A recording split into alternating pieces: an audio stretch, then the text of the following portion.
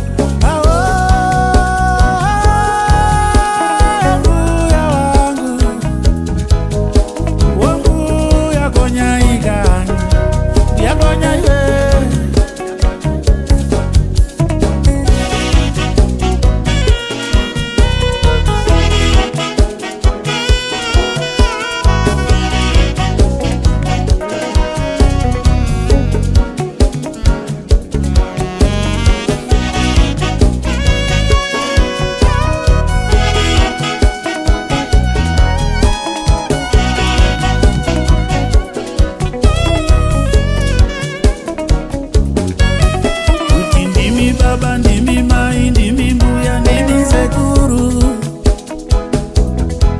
yakonya iwe makaite basa mbuya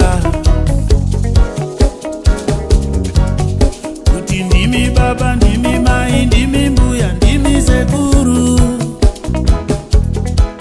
yakonya iwe makaita basa mbuya makaita henyu